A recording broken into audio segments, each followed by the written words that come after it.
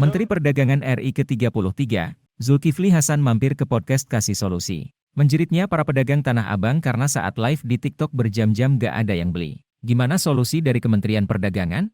Regulasi apa yang harus diberikan agar para UMKM pemula juga bisa laris jualan di semua platform? Kita cari tahu jawabannya di versi lengkap podcast Kasih Solusi. UMKM itu maju, makmur, itu Islam. Sementara kita berpandangan kalau ngomong Islam itu aja. Kamu kunut apa enggak kunut? Habis itu bertengkar lagi. Ribut lagi. Saya yang paling benar, kamu paling salah. Cebong kampret. Nah, ya kan? Ini saya harus jenggot panjang apa jenggot pendek kayak diri kan? Saya susah tumbuh ya udah. Kita kasih solusi. Pak Mendak, Masya Allah. Assalamualaikum Pak. Waalaikumsalam warahmatullahi wabarakatuh. Akhirnya saya datangkan juga. Kenapa? Karena keluh kesah para UMKM teriak-teriak.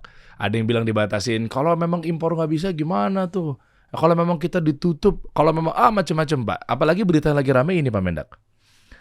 Pedagang pasar Tanah Abang menjerit. Sudah jualan live berjam-jam. Tak ada yang beli. Kalah dari selebriti TikTok Pak. Ramai sekali perbincangannya. Lalu juga ya macam-macam lah. Sekarang ini ada yang bilang mungkin dari sisi kementerian yang lainnya bahwa tutup aja Pak TikToknya. Nah apakah kalau memang ditutup TikToknya menjadi sebuah solusi? Atau jangan-jangan mungkin malah menutup keran-keran rezekinya si para teman-teman UMKM. Sementara mereka juga lagi berjuang di let's say platform-platform tersebut gitu Pak. Nah sebenarnya ada apa sih Pak? Ya memang sekarang kan sistem perdagangan bergeser ya. UMKM tidak bisa seperti dulu saja modelnya. Apalagi masuk teknologi seperti TikTok dan lain-lain ya. Ya. Itu menggabungkan kan sosial media dan social commerce ya. Sehingga mereka bisa langsung mengetahui siapa-siapa, sukaannya apa, bisa langsung kepada targeting gitu. Nah, tentu UMKM kita kan tidak siap sejauh itu. Nah, oleh karena itu mesti kita tata. Pemerintah harus hadir, ditata. Gitu. Jangan sampai UMKM kita ini seperti ini, beauty ini datang rame-rame kepada saya, nih Pak, kalau sebulan lagi kami tutup semua nih katanya. Hah? Bisa tutup semua ini. Kenapa? Karena kalau sosial media gabung dengan social commerce, ya dia bisa dengan algoritmanya itu kan bisa langsung kan. Siapa yang suka ini itu bisa tahu. Sementara yang UMKM, walaupun dia masuk ke situ kan bisa juga bisa diatur oleh mereka gitu. Sehingga produk mereka bisa langsung tepat sasaran. Sementara yang produknya UMKM kita ini kan bisa juga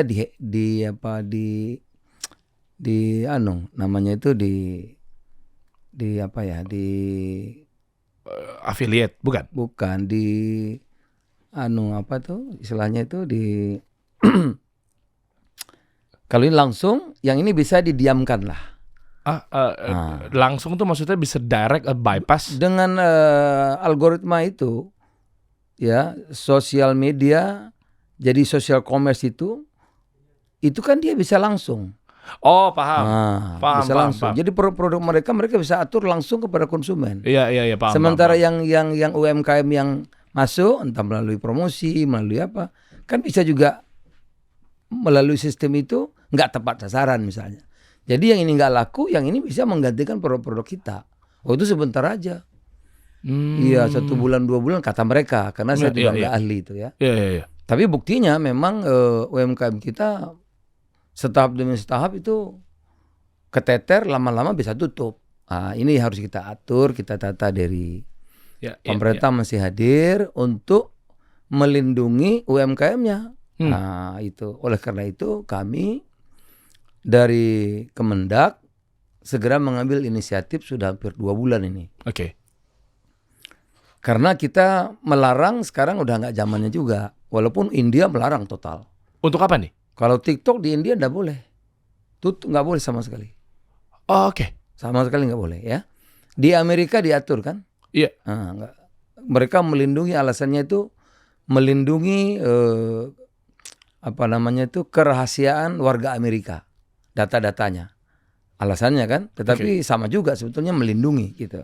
Nah, kalau untuk TikTok dilarang misalkan di negara-negara apa segala macam, saya sempat nggak tahu, mungkin Pak Mendak, Pak Zul udah ngobrol nggak dengan Pak Teten, kan sempat ada statementnya katanya Pak Teten katanya sama Pak Teten, nutup. saya, Pak Men, semua kita sama. Sama, oke. Posisinya sama, ya. Bukan mungkin. Kita langkah pertama yang kita ambil, kita tata dulu. Oke. Nah, ini udah hampir selesai aturannya. Misalnya sosial media, dia hanya izinnya sosial media. Nggak boleh social Nggak boleh commerce. social commerce. Kalau dia mau social commerce, dia masih izin usaha. Social commerce namanya. Maaf ya, misalnya kayak Shopee, TikTok itu Izin masuknya usaha. Izin usaha. Kalau dia mau usaha, dagang kan, commerce kan. Oke. Jadi ada 2 izin. Ya. Kita atur dulu. Nggak bisa satu terus semua, nanti bisa dia sosial media, social commerce, kemudian dia juga lembaga keuangan, dia juga produsen. Air mereknya apa nanti kan nggak bisa. Ini harus diatur. Oh, monopoli nggak Pak maksudnya Pak? Ya itu yang harus diatur, ditata. Nggak boleh dong satu. Kan sosial media itu kan platform. Iya betul. Platform kan gitu. IG, YouTube, Iya, Facebook. platform sosial media gitu. Nah, kalau dia mau bisnis usaha, dia mesti izinnya usaha. Harus bayar pajak. Ya kan? Oke. Ikuti prosedurnya gitu. Kalau enggak nanti yang offline bisa kalah, mati. Iya kan? Gitu. Jadi ini yang ditata. Tapi kalau TikTok misalkan, ini misalkan saya nggak tahu ya tujuan apa beneran nutup atau ya gini, ada 2 sisi dulu deh. Yang pertama, dia nggak setuju. TikTok misalnya berkata bahwa kayak, ya saya kayak gini, revenue stream saya begini. Terus kalau Anda misalnya batasi saya cuma 1, misalnya kan mungkin dari Kemendak bilang bahwa Anda pilih mau social commerce atau social media. Terus dia resah. Yaudah saya cabut aja dari negara ini misal. Tapi dampak buat UMKM kan juga nggak bisa teroptimasi. Kan jujur UMKM juga butuh TikTok Pak. Ya makanya harus ditata. Kalau enggak kan mati. Oke. Mati. Sekarang begini, misalnya di Tiongkok itu lagi slow down, ya lambat. Ekonominya melambat. Pertumbuhan kira-kira 3-4%. Barang numpuk. Tiongkok kan modelnya kan bikin terus. Ya, laku nggak laku urusan lain. Produsen Ada mereka, iya. Produksi terus, jalan. Terus saja. Nah, bayangkan kalau dia bisa melalui social commerce itu jual kaos Rp3.000, gimana kita lawan? Atau dia bisa jual ini beauty ini yang kita 50.000, dia jual aja Rp5.000 gitu.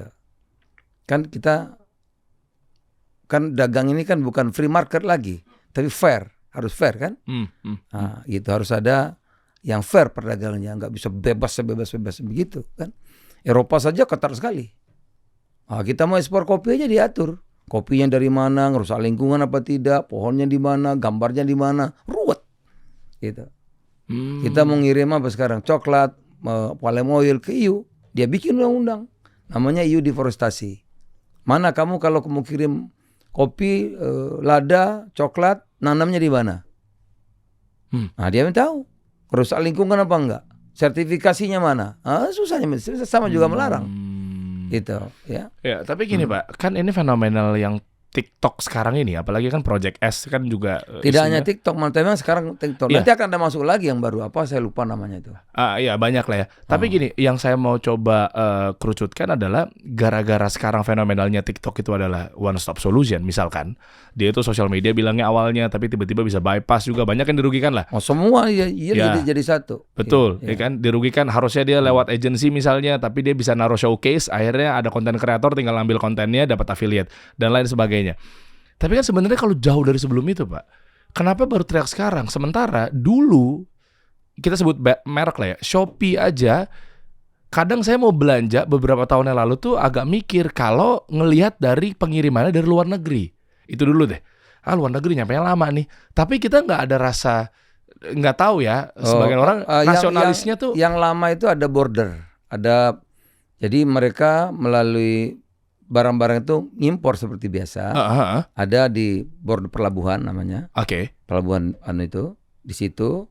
Jadi kalau dari jualan dia impornya sebenarnya seperti biasa gitu. Oh, ada ditampung dulu. Iya, tampung dulu. Oh, ada wadahnya. Iya, ada border ya. Oh. Baru jadi terdata dengan baik. Oh, Nah, oke. Ya, dan mereka kan social commerce Ya, atau apa namanya itu? marketplace. Ya marketplace. Ya. Sudah marketplace. Ini kan enggak. TikTok kan sosial media. Tapi kan Shopee ada Shopee Live yang buat Nah, konten juga. makanya sekarang ditata. Harus kalau sosial media izinnya sosial media. Social commerce izinnya juga mesti ada. Nah, sekarang ditata. Kalau dia sosial media ya sudah sosial media. Kalau dia social commerce izinnya sendiri. Kemudian ditata. Satu, ya, dia tidak boleh sebagai produsen. Ini menarik nih. Sepakat saya. Harus ditata. Kalau nggak ditata nanti bagaimana coba? Dia semua dari hulu sampai hilir, sampai perbankan bisa. Investment dia juga yang ambil. Dia atur semua ya kan? Nggak mungkin, nggak bisa. Iya. Nah, terus kita ngontrolnya gimana? Iya. Pemerintah kontrolnya gimana? Susah. Jadi ditata yang sosial media izinnya sosial media, yang e-commerce izinnya e-commerce. Yang e-commerce gimana? Diatur. Dia tidak boleh sebagai produsen. Nggak boleh kalau Shopee ya, jual air minum merek Shopee ya nggak boleh. Dia bukan produsen. TikTok jual kacamata merek TikTok, nggak bisa begitu. Dia ini kan platform digital kan, nggak bisa jadi produsen. Nanti kalau jadi produsen pabrik-pabrik tutup semua. Pak kan tinggal namanya kan tinggal diganti aja Pak. Iya nggak bisa, kan ada aturannya, ada bayar pajak, ada izinnya, ada penanggung jawab. Yuk kalau beli minum nanti kalau minumnya nggak bersih gimana? Oh iya, enggak maksud saya kan isunya kan ini saya lagi nggak ngejudge atau nggak lagi ngefitnah teman-teman ya. Saya dapat berita, justru mumpung ada Pak Menteri di sini teman-teman kita klarifikasi. Karena ada yang bilang katanya Skintific itu punyanya TikTok. Nggak tahu ya, ini terlepas dari saingan atau fitnah, justru saya tengah-tengah di sini. Ya boleh aja, tapi dia nggak boleh. Misalnya kan yang tidak boleh itu produksinya dia langsung. Dia bisa saja afiliasi. Tapi kan itu kita atur lagi, kita tata lagi. Satu, dia tidak boleh jadi produsen, ya. Nah, kedua, kita atur juga nanti yang boleh impor langsung dari luar itu kita kasih positive list. Contohnya gimana, Pak? Lah, ini air minum di sini banyak, masa mesti datang dari luar negeri ngapain? Oke, keren. Jadi kita kasih positive list. Dulu tidak, dulu negative list. Yang nggak boleh ini, yang lain boleh semua. Habis kita kan? Oke. Yang nggak bolehnya sedikit, yang bolehnya banyak. Sekarang nggak, positive list namanya. Oke. Yang boleh ini aja loh, kamu langsung dari luar negeri itu ini udah. Lainnya nggak boleh semua. Oh, jadi minoritasnya adalah positive list. Positive list. Ya, mayoritasnya negative list. Ya. Ini diatur. Kalau begitu gimana kalau saya jualan ini? Boleh saja. Kamu ikut prosedur resmi impor. Ada perusahaan impor barang itu silakan. Bayar pajak, diberi bea cukai, ada jaminan asal usul, ada garansi kan gitu. Sama dengan yang lain perlakuannya. Gitu. Keren Pak Mendak. Jadi diatur, namanya kita atur, kita tata. Iya. Iya. Kalau dari harga, dari segi price-nya lah ya. Kira-kira apakah itu menjadi aturan main juga? Misal, kalau mau impor nggak boleh produk-produk yang harganya Anda jual 10.000 nih. Jadi kita batasi transaksinya itu $100 yang direct. Minimal. Iya minimal $100. Sekarang kurs berapa sih? 1,5 juta. Oh 1,5 juta ya? Okay. Iya, satu transaksi. Itu ya, minimal. jangan sampai nanti peniti baut segala macam. Bagaimana kita repot? Gitu. Kos kaki Pak. Ya Allah Pak, 5.000 Pak. Iya, 5.000 udah masih mahal. Ada yang 2.000 gimana? Benangnya aja nggak cukup tuh. Hancur Pak UMKM kita Pak. Iya, ini teriak terus sama saya datang baik dari beauty, ya juga pakaian, fashion, modest juga datang pada kosong nggak laku mereka 1 bulan 2 bulan ini gencar-gencarnya ini gitu. Nah ini harus segera kita tata. Yang penataan ini sudah diharmonisasi di Hukum HAM. Mudah-mudahan 1 minggu ini kita kirim ke Presiden, akan keluar surat, kita bisa berlakukan. Wah mantap. Pak ini keluar bentar. Ini bukan semua negara begitu, harus melindungi pengusaha dalam negerinya. Itu seluruh dunia begitu. Itu. Jadi kalau kita tidak membela UMKM kita, tidak membantu UMKM kita, itu semua bantu siapa? Gitu. Tugas pemerintah itu kan membantu masyarakatnya, membantu pengusahanya. Karena kita ini satu tim, pemerintah, UMKM, semua kita ini satu tim agar Indonesia maju. Jadi keluhan ada masalah apa cepat, harus kita respon cepat, kita tanggapi agar mereka jangan sampai terpuruk, kan? Oke. Ini kan mengenai izin, batasan dan lain sebagainya. Iya. Sekarang kita lihat fenomenal yang ini deh Pak, yang tadi saya sempat singgung di awal. Pedagang pasar Tanah Abang teriak-teriak Pak. Dia udah jualan live berjam-jam, tapi nggak ada yang beli. Kalah dari selebriti TikTok. Gini Pak, kalau dalam fenomenal ini kan kita lagi nggak ngomonginnya batasannya si importir, eksportir, bla bla blanya itulah ya. Tapi intinya, lihat dari fenomenal ini, kalau dari saya berangkat mungkin orangnya dari fundamentalnya. Apakah memang kesalahannya jangan-jangan bukan dari si izinnya, social commerce-nya, tapi mungkin dari knowledge atau skill set yang mereka milikin. Mungkin dia nggak tahu cara ngomong. Nggak apa-apa kalau ada selebriti jualan, nggak apa-apa kan produknya kalau dari UMKM, nggak apa-apa dong. Bukan, maksud saya apakah dikasih Yang kita pelatihan atur ini kan jangan sampai dia jualan dari barang dari luar langsung direct yang mematikan produk kita. Betul. Kalau saya selebriti, saya jualan sambal cobek kan boleh aja. Boleh Gitu betul. ya. Atau Betul. ini apa ini? Kaf. Kan kita nggak apa-apa dong. Ya. Tapi maksud saya, apakah mereka justru malah dikasih pelatihan nggak Pak? Terkait public speakingnya misalnya. Oh, sekarang bagus ya. Jadi saya di Kemendak itu kita membangun apa yang kita sebut dengan ekosistem. Oke. Kan harus dibangun ekosistemnya, baru UMKM-nya maju. Ya. Nah, kalau nggak ada ekosistemnya masing-masing sendiri, ya gimana kan nggak mungkin. Nah, apa yang kita kerjakan? Ini kalau ada UMKM, kami tiap bulan bikin workshop. Nah, ini UMKM. Saya panggil retail modern. Ya. Kita panggil lagi marketplace. Kita panggil nih. Satu acara workshop ya. Panggil e-commerce-nya. Kemudian kita panggil lagi lembaga perbankan, kita panggil lagi lembaga pembiayaan ekspor.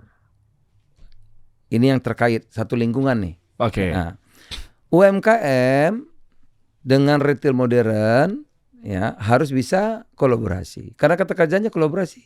Nggak bisa sendiri. UMKM sendiri nggak akan maju. Yang lain juga kalau sendiri nggak maju juga. Ini harus kerjasama. Itu yang saya sebut ekosistemnya. UMKM dengan retail modern, misalnya ini Tangsel ya. Ini Kebon Jeruk masuknya, Jakarta Barat. Kebun jeruk atau yang lebih jauh lah biar gampang contohkan. Misalnya saya kemarin ke kota Malang, ya.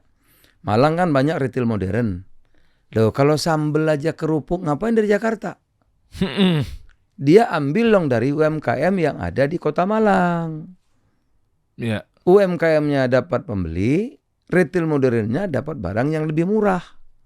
Kan sama-sama untung kan? Nah, sebaliknya retail modern ini membantu juga UMKM warung-warung.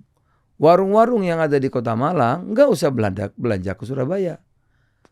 Disuplai dong dari retail modern. Dapat potongan 15%. Harga sama dengan grosir-grosir itu, tapi dia sudah untung 15%. Nah, itu namanya ekosistem. Jadi sama-sama untung kan?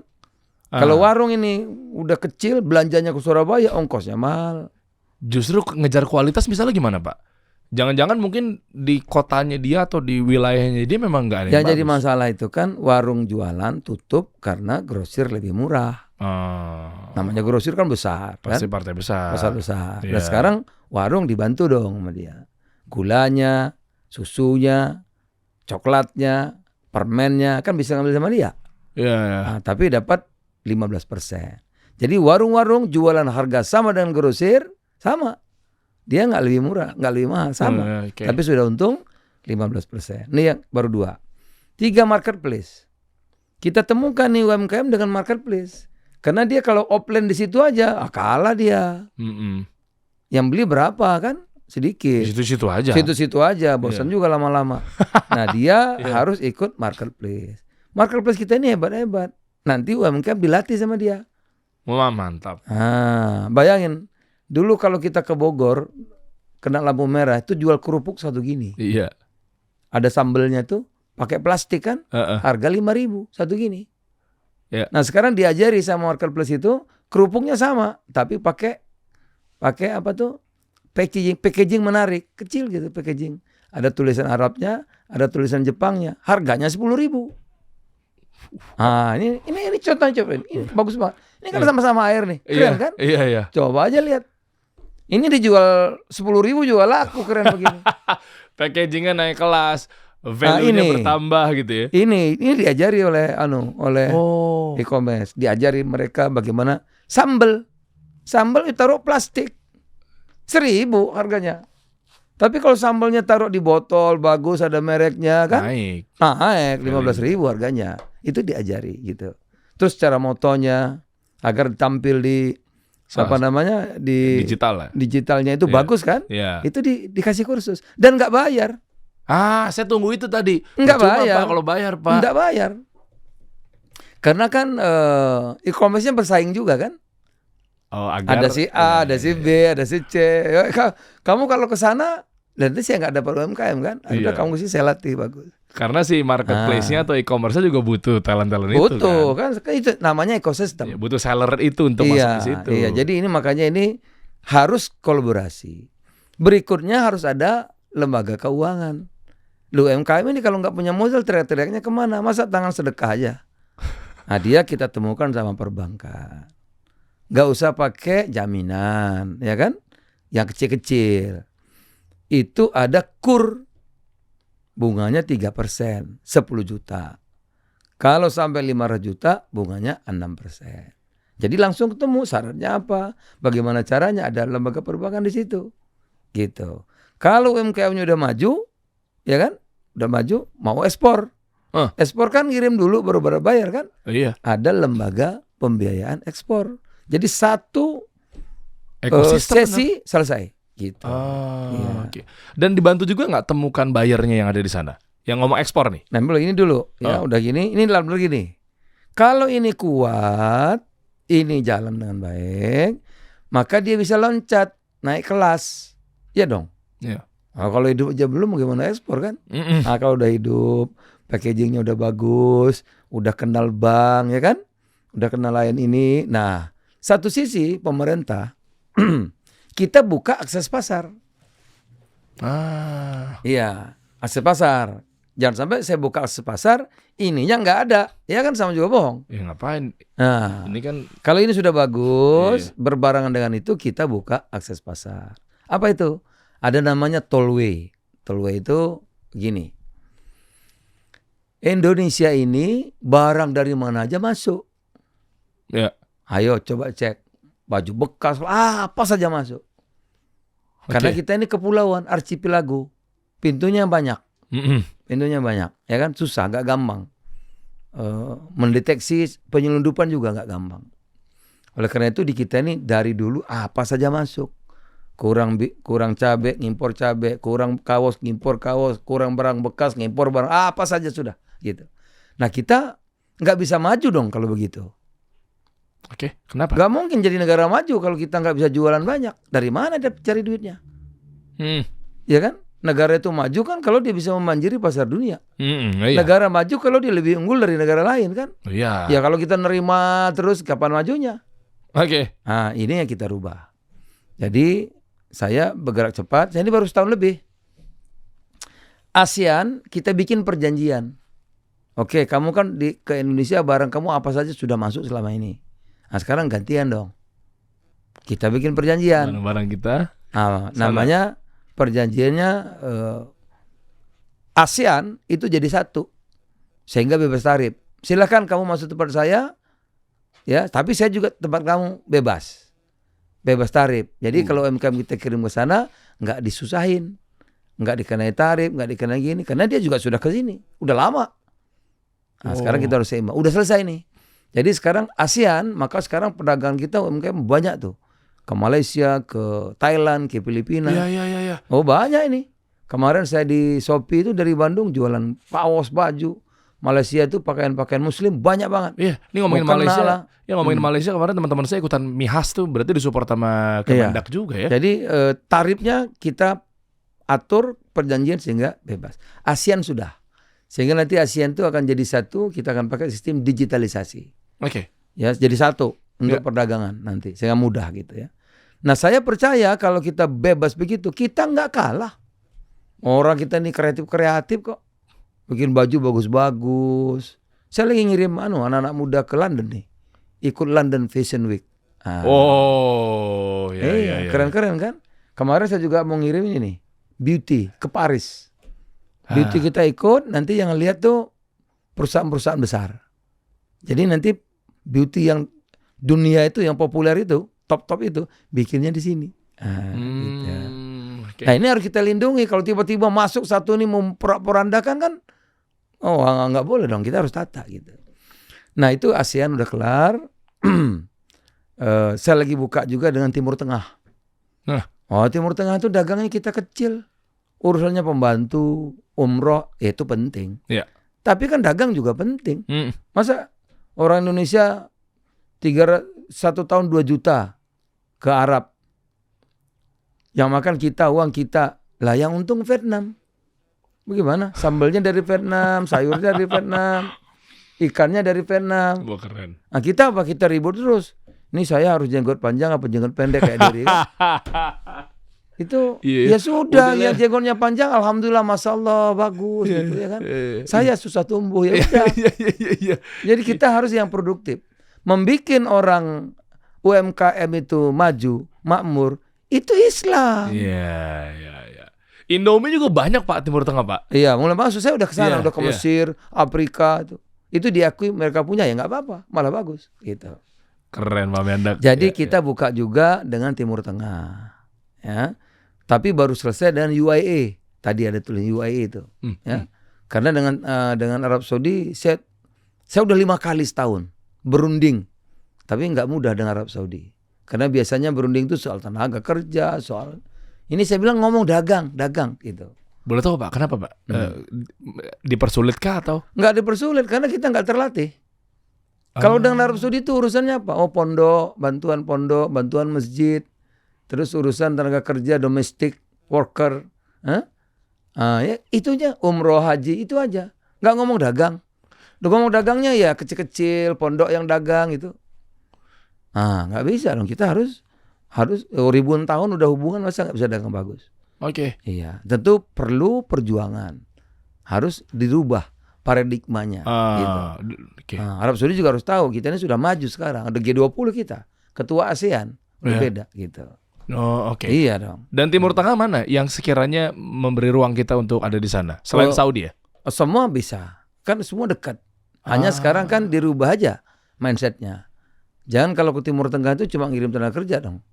Oleh karena itu saya sudah temukan pengusaha-pengusaha besar Timur Tengah dengan pengusaha-pengusaha besar Indonesia yang belum pernah ketemu selama ini, saya temukan sudah kemarin. Siapa? Pak Khairul Tanjung, Antoni Salim. Saya temukan. Sama pengusaha-pengusaha Arab yang selama ini nggak ketemu. Selama ini nggak ketemu? Ya nggak ketemu. Kan kalau Arab, umroh. Domestic worker. Gitu aja kan. TKI. Ini enggak. Gitu. Saya bilang di Arab itu orang Amerika banyak. Iya. Dari Eropa banyak. Ya, dari Israel aja banyak tuh. Yang bisnis. Sekarang maju sekali tuh pertaniannya UAE. Pertaniannya mana lagi? Sekarang Arab Saudi. Akan dibangun nanti pusat pertanian di Arab Saudi. Teknologinya Israel dipakai. Oke. Iya. Tapi kan mereka tahu Pak kalau kita muslim terbesar. Mereka tahu dong, Saudi tahu dong kalau kita muslim terbesar. Sekarang itu populasi ya. Besar apa mananya kalau nggak bisa produktif kan? Iya. Ya kalau kita cuma datang, kita besar loh kita ini. Cuma ributnya nanti celanamu pendek cingkrang apa enggak. Apa itu lagi. Apalagi nih kamu nih ngintip bulan apa enggak lah gitu. Orang udah mendarat di bulan gitu loh. Gimana? Cebong kampret. Nah, ya kan itu yang harus kita. Jadi perdebatan kita ini enggak produktif. Iya. Kan? Bayangkan. Ciptaan Tuhan yang kita sebut rahmatan lil alamin itu bumi, matahari. Itulah yang menjadi simbol PBNU dan simbol Muhammadiyah. Iya. tanah bumi itu dia tidak pilih-pilih. Ya. Orang kita di Jawa nanam padi, dapatnya 5 ton. Udah hafal Quran loh. Puasa 30 hari. Orang Tiongkok nggak percaya Tuhan, dapat 10 ton. Itu Allah Subhanahu wa taala itu menciptakan makhluk rahmat bagi semuanya. Oh, kita kok ributnya tuh aneh-aneh gitu. Bener. Hari harus maju. Ya kan? Membikin petani itu produksinya dari 5 ton 10 ton, itu Islam. Iya. Nggak kalah itu sama sholat. Membikin orang miskin bisa sekolah jadi insinyur, jadi doktor, itu Islam. Sementara kita berpandangan kalau ngomong Islam itu aja. Wah, keren. Kamu kunut apa nggak kunut? Iya. Nah, Kasih terus- solusi Pak ke mereka, Pak. Kasih solusi, Nah, Pak. terus majunya mau di mana? Ya kan? Habis itu bertengkar lagi. Ribut lagi. Saya yang paling benar, kamu paling salah. Saya surga, kamu neraka. Oh, capek. Anak muda ya nggak mau lah digituin. Tuh, lihat keren Pak Ini Mendak. beragama itu bergembira, menyenangkan, bantu orang, bikin orang maju, ya kan? Nah, bikin orang bisa sekolah, pertaniannya berkembang, kan begitu. Produktivitasnya naik, gitu. Bukan untuk berkelahi. Nah, itu kira-kira. Itu yang saya suka. Makanya kenapa saya kaget. Pak Mendak mau ke sini terima undangan kami. Ternyata nggak peduli sama jenggot saya, Pak ya. Saya nggak, adik saya jenggotnya segini. Wah, keren. Iya. Buka aja coba, Helmi Hasan, jauh segini. Keren. Iya, Nggak apa-apa, dia juga sayang saya juga sayang Iya, dia. iya. Iya, hebat. Ya, memang nggak ada urusannya ke situ sebetulnya. Jadi kita ndak harus bergeser karena pandangan itu pasti berbeda. Ya. Saya sama Dery beda pandangannya. Yaudah di situ, saya di sini. Saya lihat di sana kasih Solusi. Nah, iya beda lagi kan. Nah, saya lihat satu botol, ini Iya. lihat ada ini. Pasti beda. Apalagi background kita satu insinyur, satu doktor, satu militer, pasti beda. Oleh karena itu perbedaan itu rahmat. Beda, ya kan? Di sini ada sarung safir, di sana nggak ada, Pak. Ya. Macam-macam. Dulu itu kan orang Islam itu kan saudagar. Ustadz saudagar, ustadz politisi, ustadz ya saintis kan gitu. Ya. Iya. Jadi kita juga harus berubah. Kalau kita berubah, baru Allah akan merubah nasib kita kan. Iya betul. Nah, kalau kita bertengkar terus siapa yang mau? Iya, Mau kita aja nggak mau, masa Allah mau merubah kita? Keren. Saya suka dari kalimatnya Pak Azul. Ya, debat tak produktif, ya ngapain ya? Nah, makanya solusinya sekarang akhirnya berubah yang dimaksud ini adalah salah satu solusi yang Bapak bawa itu adalah terkait 45 negara itu, Pak ya? Nah, perjanjian kita bereskan dulu. Oke. Ya. Ya, atas coba deh, naikin ke atas. Nah, ini apa ya maksudnya ya? Ya, jadi perjanjian-perjanjian kita beresin. Kita punya namanya atasnya perdagangan. Bantu UMKM kita untuk membantu memasarkan produk-produk kita di 45 negara. Sebelumnya berapa, Pak? Kalau boleh tahu. Bukan maksudnya membanding-bandingkan sama yang Kementerian Enggak, Perdagangan. memang Enggak ya? enggak berubah banyak. Iya. Oh, oke. 45 negara. Nah, ini sekarang kita intensitasnya kita tingkatkan agar ini menjadi andalan kita untuk menguasai pasar dunia tadi ya. Nah, selama ini kita punya pasar namanya pasar tradisional. Jadi kalau kita itu mau jualan tuh ekspor mana? Eropa gitu, Amerika gitu ya. Mana lagi Tiongkok, terus mana lagi ya? Jepang gitu. Ya itu aja memang. Itu. Ini Iya. sekarang mulai lambat. Kenapa, Eropa ini melambat lah. Sekarang zamannya Asia. Zamannya Asia sekarang. Lihat Timur Tengah, nanti Saudi Arabia tuh waduh berubah banyak. Iya. Makanya nanti teman-teman berangkatlah sana. Saya pernah diundang di Saudi itu, namanya satu kota apa ya namanya kemarin ya? Ini kayak apa? Taif. Ya, bukan. Yang Ya. baru itu apa? Aku lupa namanya. Apa namanya? Wah, itu disebut New Eropa. New Oke. Eropa. Ini Jadi- termasuk agenda 2030-nya Arab Muhammad bin Saudi. Salman itu. Ini bukan yang Neom itu loh, bukan. Oh, itu lebih lagi. Ada kota apa sih namanya itu, aku lupa namanya. Oke. Jadi di situ udah seperti Eropa. Coba cari dong, hotelnya, aduh, Al-Ula ya. Iya itu Al-Ula ya. Al-Ula. Al-Ula. Al-Ula. Oh iya, saya pernah ke situ, Pak. Ya kan? Iya benar. Itu dia akan kembangkan tuh. Iya. Kok jadi lupa sih? Ada dia tuh ada kayak ada perumahan yang ada Iya. kota-kotanya dibuat Al-Ula, benar. Iya. Itu kan. Iya. Jadi mereka juga berubahnya jauh sekali gitu. Kita lihat Dubai, kan berubahnya jauh banget. Kita lihat Qatar gitu ya, juga bisa modern tapi ya juga bagus gitu. Kan duitnya banyak Pak, kapitalnya Pak. Bisa Lah merubah ini kan. gimana? Dubai itu tadinya cuma padang pasir, lihat aja. Ya karena minyaknya kan di situ Pak. Enggak ada, Singapura tuh punya apa, maju dia. Jalan aja lari dari ujung ke ujung habis negaranya. Iya bener, kecil ya. Iya. Singapura punya apa? Enggak punya apa-apa juga kan? Iya. Nah, ilmunya dong gitu, ya kan? Iya. Kita ini punya semuanya bertengkar terus. Ya, makan tuh bertengkar. Berarti ilmunya, knowledge-nya. Knowledge Berarti nggak cuma ilmunya. Kementerian Perdagangan aja dong nanti yang terlibat ya. Pasti semua ya. Nggak bisa satu. Iya. Kita kata kuncinya kolaborasi. Jadi pemerintah, pengusaha, media sosial, tentara, politisi, semua kita satu tim. Satu tim. Kita ini satu tim. Ya. Baru kita bisa maju. Oh, nggak bisa dong kalau satu ke sana, satu ke sini terus bertengkar terus maju dari mana? Pak kan kalau mau maju kan pakai bensin, pakai duit. Nah, sementara duitnya kan siapa tahu kena diambil sama koruptor Pak. Ya kan bisa jadi Pak. Siapa tahu ada dana anggaran buat pelatihan. Tidak ada jalan mudah untuk menjadi sukses, itu nggak ada. Ya kan kalau ada cobaan itu kan namanya Tuhan menguji kita agar kita naik derajat kan. Jadi sebetulnya setiap kesulitan, setiap masalah itu ingin membuat kita, negara kita itu naik derajatnya. Asal kita mau. Nggak bisa dong Korea Selatan tiba-tiba maju, kan nggak mungkin. Oh, dulu lebih maju kita daripada Korea Selatan. Iya. Saya tahun 84 sudah dagang sama Tiongkok. Maju Indonesia daripada Tiongkok. Saya kalau kau datang ke sana, orang sana senang bawa angpau. Sekarang ke Bali, orang Tiongkok kalau datang sini kita yang senang. Dia bawa angpau.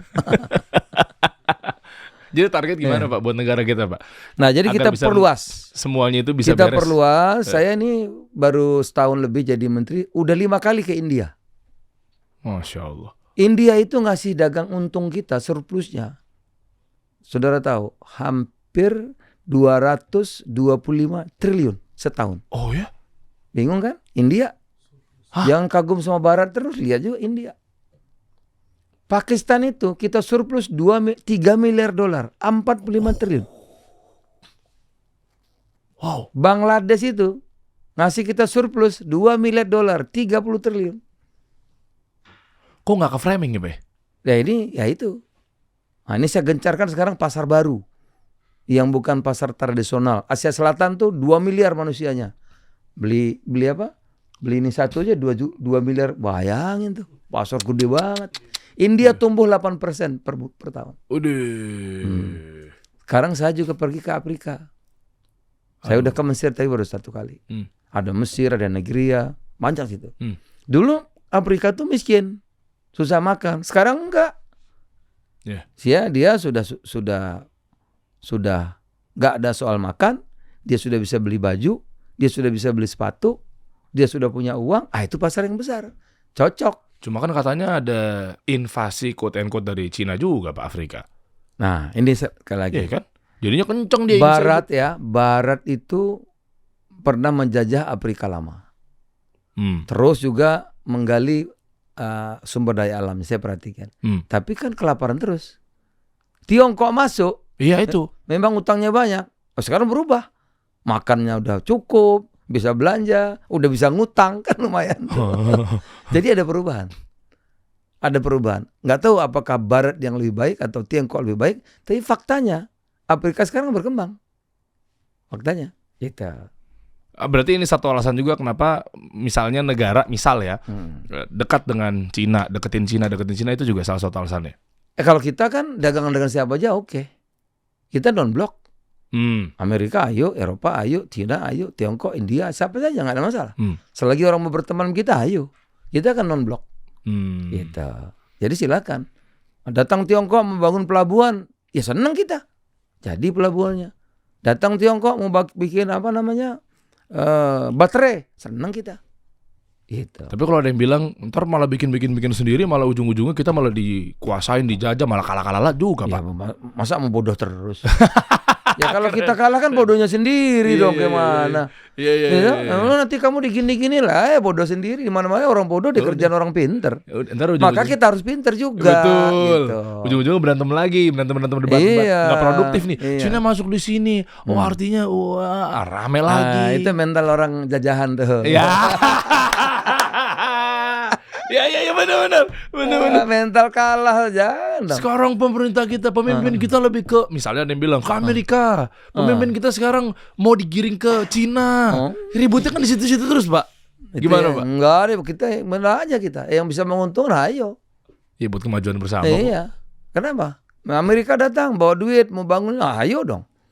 Ntar lu ditipu, kok bodoh banget mau ditipu? Ya jangan mau dong. Nah, Iya kan? Iya. Orang dagang mau untung wajar kan? Masa orang dagang tahu uang sini nggak mau untung? Ya mau untung, tapi kita kan bisa berunding. Kamu untung segini, aku untung segini, kan gitu. Iya, pembangunan ya yang ada di negeri ini. Ya? Iya, kan begitu. Ya wajar kalau mau diambil margin gimana? Iya, kan begitu. Oke, target 2000 berapa Pak? Coba Pak, saya mau tahu Pak. Kan Bapak kan 1 tahun. Jadi sekarang ini kita punya peluang besar mau jadi negara maju. Ya itu targetnya gimana Pak? Karena kita ini punya bonus demografi. Ya. Ya, ada 2 faktornya agar kita maju. 1, kita ini kepemimpinan nasional ini jangan ribut. Kalau ribut terus habis energi kita. Ya kan, cebong kampret, orang udah duduk di bulan masih cebong kampret. Masih Kan cebong pegel kampret. kita. Gitu. Jadi 1, kita harus kepemimpinan nasional ini harus kompak. Ya. Kan demokrasi kita ini milih presiden, milih DPR, milih ini tuh kan untuk berlomba-lomba berbuat baik. Pastabikul khairat. Bukan berlomba-lomba musuhan kan? Iya. Itu. Nah, kalau itu bisa, ya. Yang kedua, kita ini punya bonus demografi. Oke. Jadi usia produktif ini masih besar. 2024 sampai 2040, ya. Kalau kita punya waktu, punya stabilitas, ya. Maka kita bisa belajar, kita bisa mendidik anak-anak kita, bisa mengembangkan UMKM kita, melakukan hal produktif lainnya, maka bonus demografi ini bisa manfaat karena produktif. Betul. Ini sampai tahun 40 aja. Kalau ini lewat, ya sudah. Indonesia akan terperangkap menjadi negara middle income trap, nggak bisa maju. Kalau kita mau niru Jepang, kalau kita mau niru Tiongkok, kalau kita mau niru Korea Selatan, ya kita memang harus bergerak. Bonus demografi yang 15 tahun ini harus bisa betul-betul kita optimalkan. Dan semua lembaga dunia mengatakan Indonesia bisa menjadi ekonomi terkuat nomor 5 di dunia kalau kita benar jalannya. Gitu. Waduh, ini saya jadi pengen lebih dalam lagi nih Pak nih, karena Pak Mendak udah bahas ke sini nih. Artinya ini tergantung nanti siapa yang bawa negara ini Pak. Ya jelas dong. Kan ada 15 tahun. Emangnya dari 15 tahun kan berarti kan ada 3 periode. Iya kan, 5 tahun, 5 tahun, 5 tahun. Artinya begitu. Kalau memang si A yang jadi juga mentok-mentoknya 10 tahun. Nggak mungkin 3 periode. Nah artinya kalau kayak begini polanya, masa iya Pak? Misalkan ada 2 pemikiran, ya kan? Ada yang beda pendapat lah misalnya. Dipimpin sama si ini, mentok-mentok 2 periode misalkan, sama dipimpin sama si ini. Misalnya diganti, masa perpresnya berubah Pak? Atau bisa juga berubah atau gimana Pak? Artinya kan kalau sama-sama... Paling penting gini, harus ada keberlanjutan. Jangan kayak dulu terkenal kan kalau di sekolah. Ganti Mendikbud, ganti buku. Oh iya. Ya, ganti apa istilahnya? Mata pelajaran. Ya, mata pelajaran. Ganti kurikulum. Ya, Lalu kapan majunya? Baru mau bisa ganti lagi gitu. Jadi yang paling penting buat saya itu ada kesinambungan, ya, ada kesinambungan. Lihat India. India itu kan beda-beda. Sekarang kan yang berkuasa kan Modi. Dulu Kongres, sekarang BJP, beda tuh. Amerika juga begitu. Agak kerat, gitu. Tapi kan program luar angkasanya tetap nggak ada perubahan. Nah, dia sudah bisa mendarat di bulan tuh. Bayangin tuh. Wah itu menggoncang dunia itu. Itu. Dia sekarang sudah bikin kapal induk. Bikin sendiri dari awal. Itu India. Walaupun yang miskin banyak, itu urusan mereka lah. Tapi dia bisa bikin kapal induk. India. Jadi siapa saja yang mimpin, tapi kan keberlanjutan kan. Gitu. Ruang angkasanya jalan terus. Enggak dia bilang, "Oh, ini dulu Kongres ini ganti. Sekarang kita batalkan itu untuk ruang angkasa." Enggak. Itu pergantian pemerintahan soal biasa, tapi untuk kemajuan bangsanya mereka terus. Nah, kita harus begitu.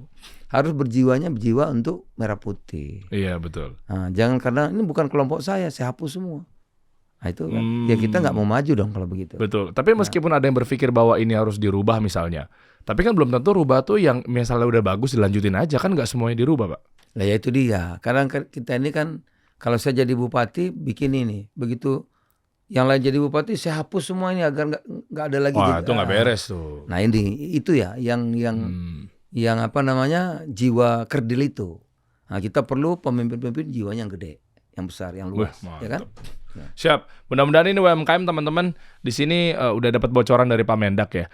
Ada pelatihan, ada workshop dan lain sebagainya. Ya. Saya tiap bulan bikin workshop. Gimana cara tahu informasinya, Pak? Mereka buka aja Google aja kemendak.id kan udah tahu. Udah semuanya di situ ya. Gratis. Iyalah kalau pertemuan kita yang biayai. Oh iya, ada anggarannya. Keren. Anggarannya betul-betul dipakai buat untuk kemajuan UMKM. Ya, dan lain sebagainya gitu ya. Nah, jadi saran saya dengan adanya perubahan seperti ini mudah-mudahan lebih baik gitu. Tadi Jadi ada dari izin. pokoknya gini, saya selagi jadi Mendak, saya mungkin ini bulan apa ya? September, Pak. September. Saya ini nggak ada hari ya, pokoknya non stop ini.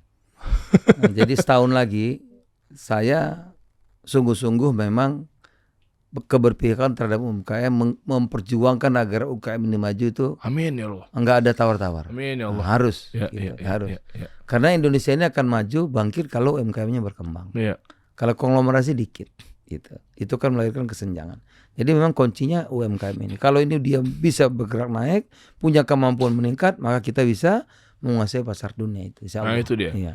Peraturannya berarti di ini kapan, Pak? Tadi kan Bapak bilang Udah waktu dekat ini, mudah-mudahan minggu-minggu ini. yang tadi minimum $100. Iya udah. Ini mudah-mudahan Wih, udah. keren.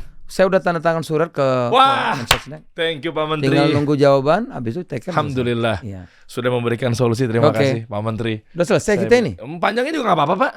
Enggak dong, kan saya cuma mengucapin terima kasih aja buat Pak Menteri udah mampir di sini. Kira-kira program-program apa lagi yang sekiranya teman-teman UMKM harus dijalankan? Misalnya tadi saya lihat ada seminar, nggak cuma datang doang, tadi kan offline gratis. Ya. Apakah ada seminar atau ada pelatihan? Kuncinya gini, Pak. Saya pernah dapat data. 10 orang ditanya, 10 orang UMKM ditanya siapa yang butuh modal, 11 jawab iya, Pak. Karena saking dikit-dikit Iya, modal. memang kita lagi bekerja keras meyakinkan perbankan. Gini loh. Orang kalau pinjam uang itu, kalau hanya jaminannya sertifikat tuh zaman dulu. Sekarang ini kan ada scoring gitu. Ya. Jadi kalau kamu pinjam uang, kamu minta sertifikat rumah, sertifikat mobil, lah namanya UMKM gimana? Wah. Nah, harusnya kita kasih scoring. Maksudnya gimana, Pak? Usahanya ini ya layak kayak apa, seperti apa, prospeknya gimana, kasih skor. Itu kan di negara-negara maju udah begitu. Jaminan itu bukan sertifikat lagi. UMKM punya apa sih? Nah, jaminannya itu harus kelayakan usaha itu. Ada scoring namanya. Nah, kalau dia ini lihat, itu yang dikasih. Itu. Wah, ada risiko. Mana ada yang nggak ada risiko. Tapi sepanjang saya tahu, saya ini 20 tahun lebih ngikuti pergerakan UMKM ini, justru yang banyak macet itu yang besar. UMKM itu kecil sekali macetnya. Kecil. Oleh karena itu saya bilang sama perbankan, kita coba dong pakai scoring. Dan harus berpersangka baik sama masyarakat, sama rakyat. Iya. Jangan prasangka jelek. Mereka tuh nggak ada yang niat ngemplang tuh. Nggak ada. Mana ada UMKM sengaja ngutang ngemplang. Nggak ada. Kecuali memang dia rugi gitu. Iya. Nah, itu perlunya scoring. Jadi kita kalau bisa rubah. Nah, kalau enggak nanti kenanya kan kena apa itu namanya lintah darat semua. Oh iya, rentenir. Yang gampang rentenir itu Iya. bunganya tinggi. Cuma maksud saya gini, Pak. Berapapun nggak tahu ya, kalau saya kan mindsetnya skill setnya mereka ya, Pak ya. Berapapun duit yang dikasih, kalau dia nggak tahu duit ini digunakan buat apa, boncos juga, Pak. Maksudnya gitu. Ya maka di scoring. Iya, Dilihat maksudnya. kelayakan usahanya, ada pelatihan. Nah, Nggak bisa dilepas dong. ya. Nggak bisa. Namanya ini kan orang baru mulai kan. Iya. Ya harus ada pembinaan, ya kan? Iya. Akses pasar. Makanya kita bikin tadi ekosistemnya. Kamu kan baru bisa bikin sambal. Nanti ketemu sama grosir ya.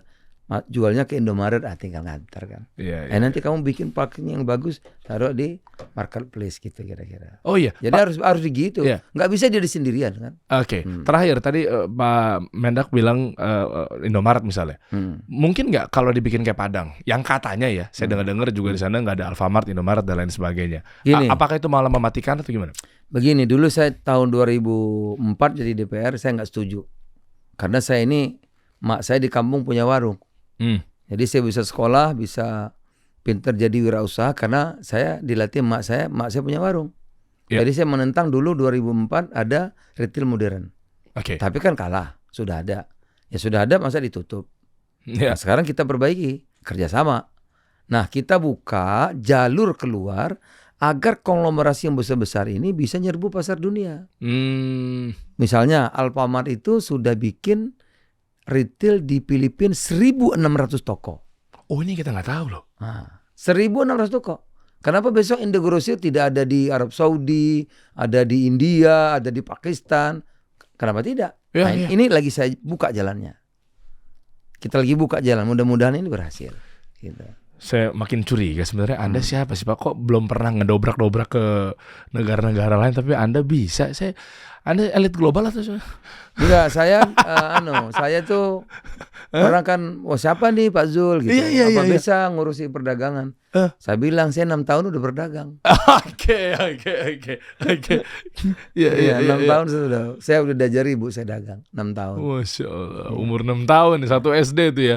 Ya tadi saya dengerin kan, kok program-program yang Bapak jalankan baru setahun, tapi saya menemukannya, lah ini kan nggak pernah terjadi sebelumnya. Ini kan kok baru sekarang ya? Artinya kan betul-betul dari real perdagangan dalam artian negara-negara gitu loh Pak. Saya usia 20 tahun udah dagang sama Tiongkok tahun 80. Oh ya? 84. Saya sudah dagang sama Tiongkok, sudah dagang Korea Selatan, sudah. Oh itu. Iya, dulu kita lebih maju daripada mereka, sekarang mereka lebih maju daripada kita. Oh jadi, itu alasannya pelajarannya Pak banyak gitu, pelajaran banyak. Alasannya Pak Jokowi pilih Bapak itu ngelihat background. Itu lain lagi. Oh beda lagi ya. Apalagi tuh kalau boleh tahu gitu. Itu beda lagi. Beda lagi tuh ya. Beliau yang tahu kalau Ya, itu. Masya Allah. Makasih Pak Mendak. Iya, makasih Dery, makasih. Iya. Makasih. Kita kasih solusi.